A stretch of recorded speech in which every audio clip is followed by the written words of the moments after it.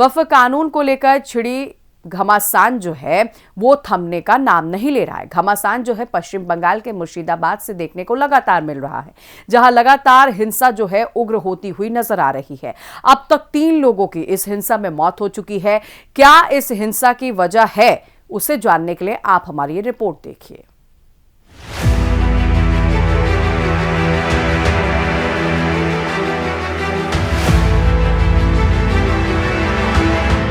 वक्फ कानून के विरोध में देश भर में लगातार विरोध प्रदर्शन हो रहे हैं और इसी कड़ी में पश्चिम बंगाल में 10 अप्रैल से हो रही हिंसा अभी भी जारी है।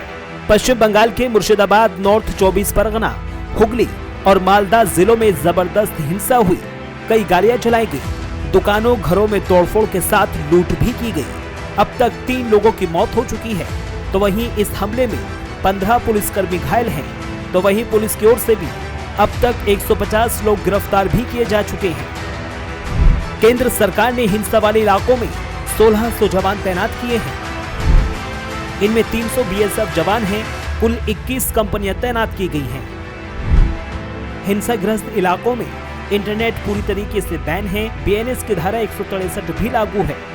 उधर केंद्रीय मंत्री और पश्चिम बंगाल भाजपा अध्यक्ष सुकांता मजूमदार ने कहा है कि केंद्रीय बलों की तैनाती के बाद स्थिति में थोड़ा सुधार हुआ है, लेकिन अभी भी स्थिति ऐसी नहीं है कि हिंदू सिर उठाकर आजादी से रह सकें।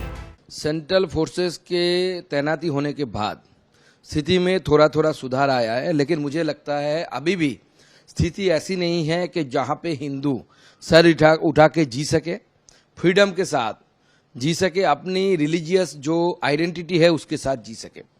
और जो लोग मुर्शिदाबाद डिस्ट्रिक्ट से भागकर रिफ्यूजी बनकर मालदा गए हैं, वो लोग वापस लौटने की स्थिति अभी तक तैयार नहीं हुई है। मैं कलकत्ता हाई कोर्ट के स्पेशल बेंच को बहुत बहुत धन्यवाद दूंगा। नहीं तो ममता बनर्जी की सरकार किस फिराक में थी, आप इसका जानकारी आप जनता को होनी चाहिए कि जब बीएसएफ उतरा, कुछ घंटा बीएसएफ रहने के बाद ही बीएसएफ के अफसर को डीएम ने फोन करके बताया था कि वी विल हैंडल इट, आपको रहने की जरूरत नहीं है। यानी बीएसएफ को उठा लो और फिर से एक बार हिंदुओं के ऊपर ऐसी अत्याचार है, इस तरीके का प्लानिंग तृणमूल कांग्रेस के प्रशासन के ऊपर तरफ से था। मैं धन्यवाद दूंगा कलकत्ता हाईकोर्ट को, स्पेशल बेंच को, जिन्होंने ये निर्णय लिया कि मुर्शिदाबाद में इस स्थिति में सेंट्रल बलों की, केंद्रीय बलों की तैनाती बहुत जरूरी है। मुर्शिदाबाद के दुलियान से करीब 500 लोग पलायन कर गए हैं। इन सभी ने नदी पार मालदा के वैष्णव नगर में एक स्कूल में शरण ली है। इन लोगों का आरोप है कि उनके घरों में तोड़फोड़, आगजनी की गई, पीने के पानी में जहर मिला दिया गया है। ये किसी तरह बीएसएफ की मदद से वहां से बचकर आए हैं। तो वहीं बीजेपी के तमाम वरिष्ठ नेता इसे ममता बनर्जी की साजिश करार देते हुए वोट बैंक साधने का आरोप लगा रहे हैं।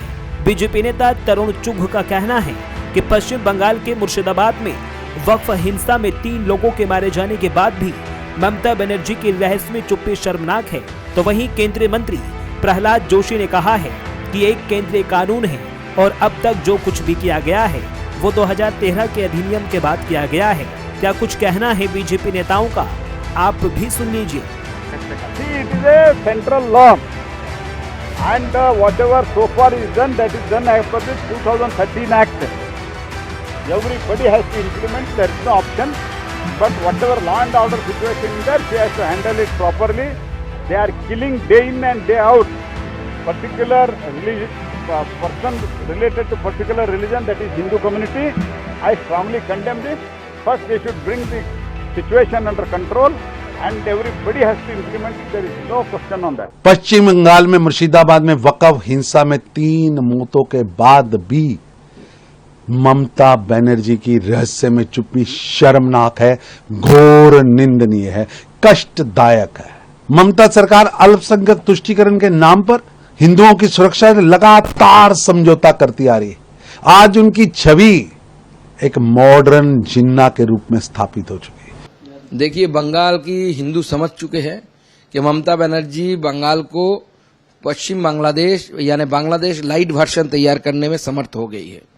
अब बांग्लादेश ओरिजिनल वर्जन ना हो, इसके लिए हिंदुओं को एक साथ मिलकर लड़ना पड़ेगा और डेमोक्रेटिकली लड़ना पड़ेगा। ये बहुत जरूरी है। हम वादा करते हैं बीजेपी के क्षमता में आने के बाद, बीजेपी के पावर में आने के बाद ऐसी घटना अगर जो घटाते हैं उनको डायरेक्ट एक्सपोर्ट करने की जो जिम्मेदारी है वो बीजेपी की सरकार की होगी, बीजेपी की पुलिस की होगी। हम ऐसे कानून लाएंगे जिसके द्वारा मंदिर और हिंदुओं के जो घर तोड़े जाएंगे, वो जिन दंगाई तोड़ेंगे उसका प्रॉपर्टी नीलाम करके वहां से पैसा दिया जाएगा हिंदुओं को। ऐसे कानून हम लाएंगे। वक्फ को लेकर जिस तरीके से घमासान देखने को मिल रहा है, इससे तो लग रहा है कि वक्फ को लेकर छिड़ा ये राजनीतिक पारा अभी और ऊपर चढ़ता हुआ नजर आएगा। अब देखने वाली बात यह होगी कि आखिर इस छिड़े घमासान को कैसे रोका जाता है। Bureau report, prime news.